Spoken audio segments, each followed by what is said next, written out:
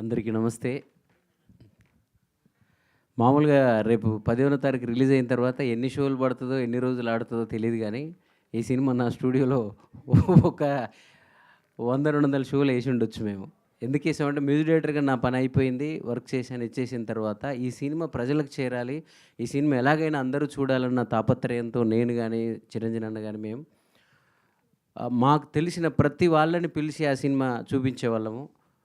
అది అనుకోకుండా వర్కౌట్ ఎలా అయిందో తెలియదు. అది వేణుగోపాల్ గారి ద్వారా సురేష్ బాబు గారి దగ్గరికి సినిమా ఎళ్ళడం.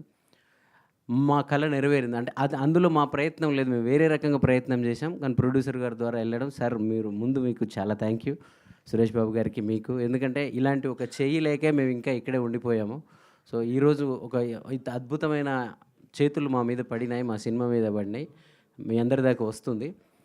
అయితే మీకు చెప్తే కొంచెం అతిశయోక్తిలా ఉంటది గానీ, నిజంగా నేనేమనుకుంటా అంటే, ఈ సినిమాలో నటించిన ప్రతి నటుడు, ప్రతి టెక్నీషియను ఆ మణికొండ ఏరియాలో టిఫిన్ సెంటర్ల దగ్గర బైకుల మీద నడుచుకుంటూ అలా అలా వెళ్తూ ఉంటే, వీళ్ళు పెద్ద స్టార్లు గదా! వీళ్ళేంటి ఇలా మామూలుగా తిరుగుతున్నారు, వీళ్ళేంటి ఇలా ఉండిపోతున్నారు అనుకుంటాను. ఎందుకంటే, ఆ సినిమా రిలీజ్ అయిపోయింది. వీళ్ళంతా స్టార్లు అయిపోయారన్న భ్రమలో ఉంటాను నేను రోజుకి.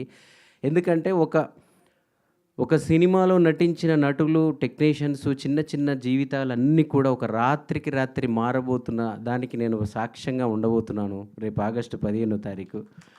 వాళ్ళందరి జీవితాలు 16వ తారీఖు నుంచి వేరేలా ఉండబోతున్నాయి. బిఫోర్, తర్వాత, ఆఫ్టర్ ఆ మధ్యలో నేనంటే కొంచెం ఏదో చేస్తూనే ఉన్నాను. ఎప్పుడు నేనే ఉంటాను.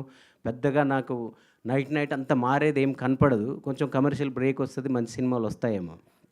కానీ వీళ్ళ జీవితాలు చాలా కింద ఎక్కడో స్ట్రగుల్ అవుతూ చిన్న చిన్న రూములలో ఉంటూ నడుచుకుంటూ తిరుగుతుంటారు అక్కడ. ఈ హుషారుపిట్టల్లో ఉన్న ప్రతి నటుడు నాకు అంతకుముందు తెలియదు. కానీ ఈ సినిమా నేను బ్యాక్‌గ్రౌండ్ స్కోర్ చేస్తున్నప్పుడు చూసి వాళ్ళందరూ నాకు చాలా తెలిసిన వాళ్ళలాగా, ఇండస్ట్రీలో వీళ్ళంతా పెద్ద ఫేమస్ నటుల్లాగా అనిపిస్తుంటారు. అందుకే వాళ్ళు బయట ఎక్కడైనా నార్మల్‌గా కనపడితే నేనెందుకు అది డైజెస్ట్ చేసుకోలేకపోతుంటాను.